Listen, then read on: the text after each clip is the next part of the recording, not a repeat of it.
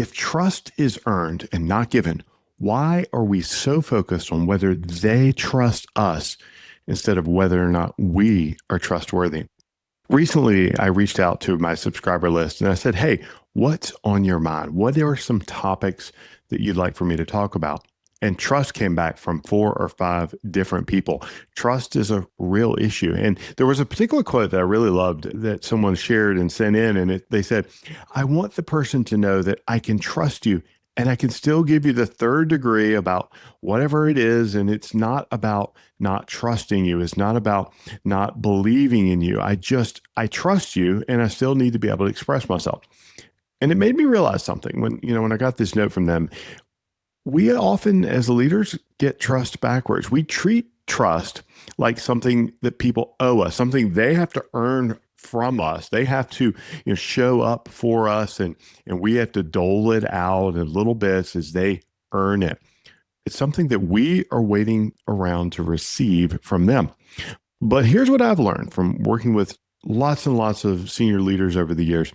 Trust isn't something that you demand. It's really not even something that you earn. Trust is something that you systematically build. And if you don't understand the 3 components of trust, you'll spend years wondering why your team doesn't trust you and why you don't trust your team. Here's what I see happening with senior leaders all the time. They've got someone on their team, maybe a direct report, maybe a peer, maybe even a boss. And you would just find yourself going, I just don't trust them. And then when I, as a coach or a mentor, ask, what do you mean by that? It starts to get really fuzzy. The response I often get is, I just don't know. I just don't trust them. And it's a very broad and it's a very ambiguous statement. Or maybe you're in the meeting thinking, why don't they trust me? I've proven myself. I've delivered the results. What more do they want? If you've ever felt that way, you're not alone. In fact, every senior leader I work with wrestles with trust. Sometimes it's trusting down. Can I really empower this person? Sometimes it's trusting up. Does my board or does my CEO actually trust my judgment? Are their behaviors reinforcing that they trust me? Sometimes it's trusting across. Can I count on my peer executives? And here's what makes it harder. We use this word trust like everyone knows what it means, but we're all defining it differently. When we don't address this, here's what happens. You micromanage because you don't trust them, but you can't articulate why. Or you step back too soon and something fails because competency wasn't actually there. Or you get burned by someone who said they'd deliver and they didn't. And now you don't trust anyone. You end up exhausted, holding everything yourself, wondering why leadership feels so isolating. And your team? They're either suffocating under your lack of trust or they're failing because you trusted blindly. Just yesterday, I was on a call with a client. Let's call him Bob. He's the CEO of a very large organization. He's been in the role about 6 months. Bob is an internal promotion. He's been with the company for 20 plus years. And when he stepped into the CEO role, he really wanted to prove something. He wanted everyone to know that he was there to serve, to roll up his sleeves, to work side by side and teach people what great looks like. For the last 6 months, he's been showing up in every meeting, working closely with his team, demonstrating through action what he expects. And it's working. People see it, they respect it, and frankly, he's doing an incredible job of teaching and leading by example. But here's the problem. Bob's exhausted. He's burning the candle at both ends. We've been working on schedule management, time leverage, and all the tactical things he needs to do to shift from where he is to where he needs to be as the CEO. And he's implementing it really well, but something's still off. And yesterday in our conversation, we got to the real issue. Bob is still showing up in meetings he doesn't need to be in anymore. He's still making decisions his team is capable of making. And when I asked him why, the answer was telling. I just want to make sure it's done right. More importantly, I want to make sure they know they're not alone, that I am here for them. Well, if Bob keeps this up, 2 things are going to happen. 1, he burns out. He can't sustain this pace. And 2, and this is the much bigger risk, and frankly, the much more important one, his team never learns to lead without him. He's not actually doing the job of CEO. He's performing in a fractional manner a number of other roles. He's accidentally creating dependency instead of capability. We'll try some tactical fixes. We're working on delegation, blocking the calendar, saying no to meetings. But none of that works if we don't address the underlying issue, trust. So I asked Bob, what would it look like to trust your team to represent you in some of these meetings? What would it look like to step back now that you've invested 6 months teaching them what great looks like? And you could hear it in his voice. He got quiet for a second and he said, I guess I haven't thought about it that way. I've been so focused on earning their trust. I haven't thought about whether or not I'm showing that I trust them. That's when we landed on it. Trust isn't just what you earn from others. It's not just what they represent to you. It's what you give to others. And Bob had done the hard work to earn their trust. Now it was time for him to show his trust by stepping back. We identified 3 meetings that Bob could immediately stop attending, not because they weren't important, but because he had leaders on his team who were ready. And by letting them represent the organization in those meetings, he was showing something powerful. I trust you. This freed up over 6 hours a week for Bob. But more importantly, much more importantly, it sent a signal to his leadership team. You're ready. I know that you understand what great looks like, and I'm trusting you to go do it. We can spend so much time wondering whether or not our people trust us that we forget that showing trust is one of the most powerful leadership signals and tools that we have. Let me tell you how I started to unlock this idea of building blocks of trust and how trust is bidirectional. Years ago, I was building a new leadership team and we were in a high speed, high friction environment. We didn't have time to mess around. And I knew that if we didn't have trust as a team, we were going to fail. But how do you build trust faster? Not leadership falls, not log falls, rope falls, all that stuff. But how do you build real, enduring trust? So I brought in Dr. Garland Vance, a trusted advisor who'd helped me before. And Garland introduced me to this 3-part framework for trust. And frankly, it changed everything. I still use it and think about it every day today. Because suddenly, when someone said, I don't trust that person, we could ask, which part? Why don't you trust them? Is it relational? Is it competency? Or is it integrity? And we could actually begin to do something about it.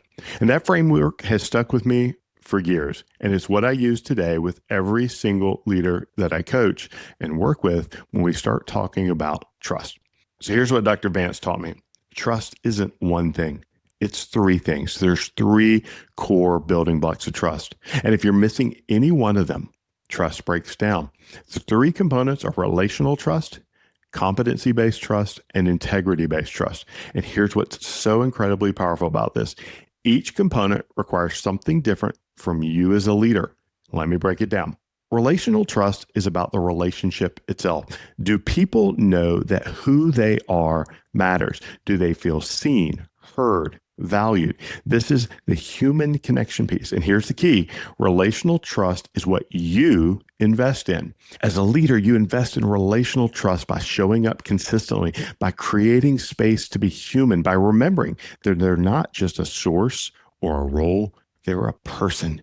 You invest by having the one-on-one conversation that isn't about the project. You invest by knowing what matters to them outside of work. You invest by being fully present in their conversations. Because people don't follow leaders that they don't feel connected to. You can be the most competent, high integrity leader in the world, but if people don't feel like you see them, trust never really forms. And think about Bob. For 6 months, he invested relationally. He worked side by side with his team. He showed them that he cared. That investment created the foundation. Without it, stepping back wouldn't have worked. So that's component number 1, relational-based trust. Component number 2 is competency-based trust. And this is about capability. Does this person actually have the skills, knowledge, and capacity to do what needs to be done? This is the trust we often overlook because we assume competency. But here's the reality. Competency-based trust is what you assess. As a leader, you assess competency by asking the right questions, by creating opportunities to observe performance, by being honest about whether someone is ready for the next level. You don't assume, you don't hope, you assess. And here is what's so incredibly important. Assessing competency isn't about micromanaging. It's about validating that the capability is there before you step back, because trust without competency is reckless. If you trust someone to do something they're not capable of doing, you're not serving them or the organization. You are setting them up to fail. Bob spent 6 months assessing competency. He taught, he observed, he coached, and by the time we had our conversation, he knew his team was ready. That's why stepping back made so much sense for him right now. He'd done the assessment phase. And here's the thing about competency-based trust for leaders. We don't have to be the expert at everything, but we do have to know how to ask the right questions to ensure that we have the right expertise by putting the right people in the right roles and giving them what they need to succeed. Component number 3, integrity-based trust, what you receive. Integrity-based trust is about reliability. Do people do what they say they're going to do? When someone makes a commitment, do they honor it? This is the trust we receive from others, or we don't. And it's also the trust that we give when we follow through on our own commitments.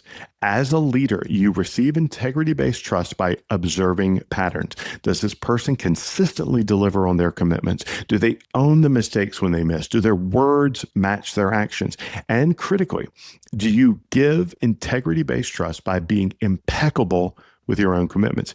Every time you say you'll do something and then you do it, you are building integrity-based trust with that individual. Because without integrity, trust collapses. You can have great relationships and high competency, but if commitments are not honored, the trust erodes. Integrity-based trust is the reliability factor. And here's what so many leaders get wrong. We focus on whether or not they're reliable, but we forget to ask, am I being reliable? Do my people know that when I commit to something, it gets done? Because as a leader, you're teaching integrity through your own behavior. I'm a firm believer that when we do the small things, we're teaching the big things. How we do the small things is how we do everything. Because as a leader, everything we do is on stage. Everything we do is an example. Everything we do is reinforcing this integrity-based trust. Do the things that we say show up in our behaviors? We're going to receive that from the teams that we lead, and we're going to teach that every single day. Let me ask you something. Are you leading off of instinct? I mean, you've got the vision, you've built the thing, but most leaders I talk to are still flying without a system. Vision to Victory, the mastermind, changes that. It's a 12-week experience where we install the leadership operating system you've always needed: purpose, strategy, cadence, metrics, execution. This isn't a course. It's not more content. It's a small group of leaders who are done chasing clarity and ready to lead with it. You'll walk out with a full leadership operating system, a trusted circle of peers, and a repeatable way to scale without losing yourself along the way. There are only 12 seats in this group, and most are already spoken for. It's an application-only process. Go to arcusgroup.com/mastermind to apply. So here's how I remember this framework, and here's how I think about it. Relational trust is what we invest. This is an investment in the relationship. Competency trust is the assess phase. This is where we understand and assess the capability. And integrity-based trust is what we receive and what we demonstrate. This is the key. There's 3 words: invest, assess, and receive. And here's why I think this framework is so powerful. The next time you or someone on your team says, I don't trust them, you can ask, which component is missing? Is it relational? Do we not have a connection? Is it competency? Are they not capable? Is their expertise not at the level it needs to be? Or is it integrity? Are they not reliable? Because once you know which component is missing, you know exactly where to apply the fix. Let me just show you how this plays out in a real leadership situation, because frameworks are great, but you need to know how to use them. Application example number 1. When you don't trust someone, this is your own self-diagnosis. You've got a direct report on your team and you notice that you're not delegating to them. You're holding work you know they could do. And when someone asks why, you say, I just don't trust them yet. Now, here's how to use the framework. Run the diagnostic. Ask yourself, which component of trust is missing? Is it relational? Have I invested in this relationship? Do they know that I see them as a person, not just a role? Is it competency based? Have I assessed whether they're actually capable of doing the work? Or is it integrity? Have I observed whether or not they follow through on their commitments? And then address the specific gaps. Let's say you realize it's relational. You haven't invested. You don't really know the person. Action you can take is to schedule a 30-minute one-on-one that isn't about work. Ask about their career goals. Learn what matters to them. Invest your time in their success. Or perhaps it's competency based. You haven't actually assessed. The action you can take is to create a low stakes opportunity to observe their capability. Give them a smaller version of the work, coach them through it, assess whether they're ready to take on more. Or third, maybe it's integrity. Maybe they've missed commitments. And here's the action you need to take. Have a direct conversation. Name the pattern. Ask what's in their way. Set clear expectations for going forward. See if the pattern changes. And then give it time. Reassess. Trust does not build overnight. Give it 30 days. Invest, assess, or receive, depending on which component needs work.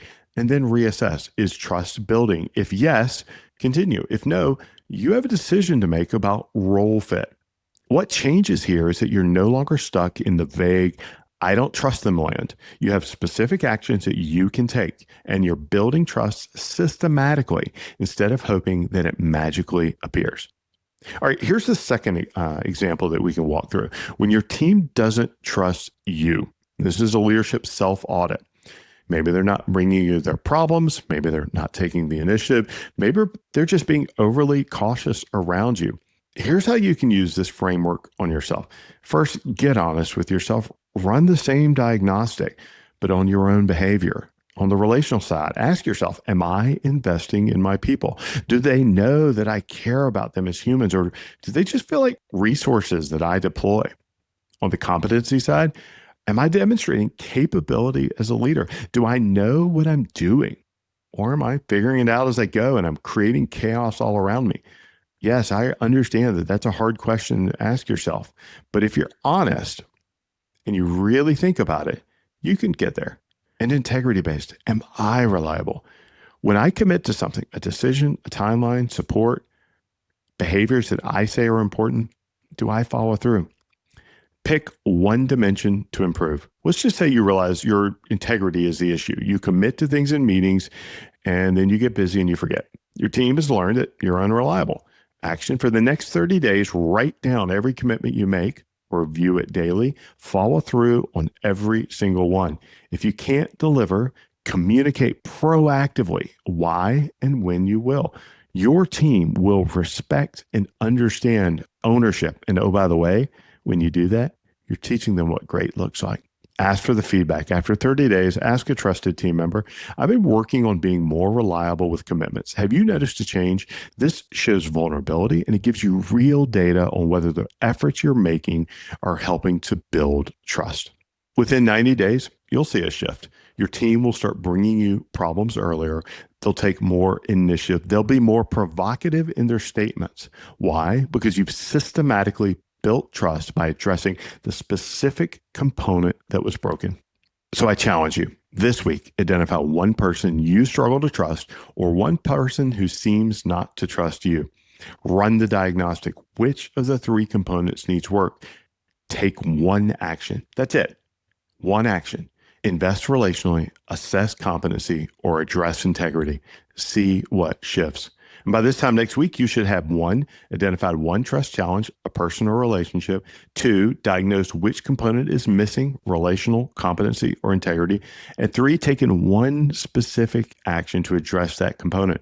And then four, you can notice whether anything has shifted, even slightly. And here's what to notice. Here's what's to look for. You're not looking for overnight transformation. You're looking for small signals. Do they open up more in conversation? Do they take initiative that they didn't before? Do they follow through on commitments? And those are the trust building indicators you're looking for. So here's today's takeaway. And I want you to really hear this. Trust is not something that you wait to receive or you dole out in little dollops. It's something that you build systematically by investing relationally, assessing competency, and receiving integrity-based signals. Because here is what I see all the time. Leaders waiting for their people to trust them while simultaneously struggling to trust their people. And everyone's stuck. But when you understand that trust has three distinct components and that each component requires different action from you, you stop being stuck. You start building. Bob spent 6 months investing and assessing. And now is at a place where he can receive. He can step back and trust his team to deliver. And that's the progression. That's how trust works. As the leader, you set the tone. The question isn't, do they trust me? The question is, am I trustworthy? Am I investing in them? Am I assessing and competency and setting them up for success? Am I keeping my commitments?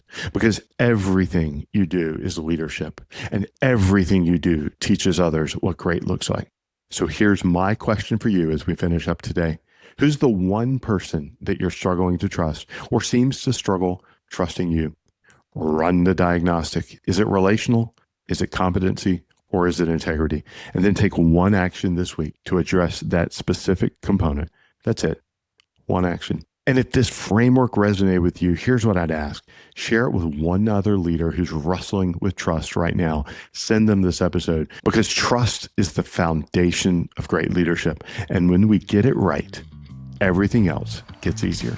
Hey, before you go, if this episode helped you see leadership differently, I have 3 personal requests. First, and this is the most important one, share this with one leader who needs it. Think of someone in your network who's frustrated with their team's execution or is trying to scale their own impact.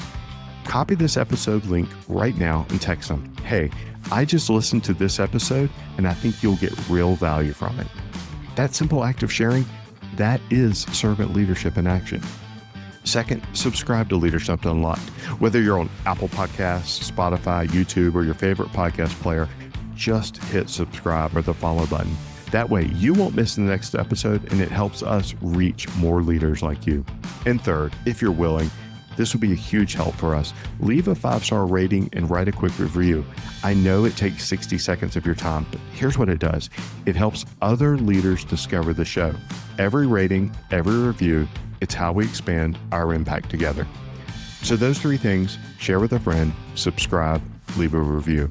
I'm deeply appreciative and that would give us so much help. Thanks for being part of the Leadership Unlocked community. Now go create some clarity for others.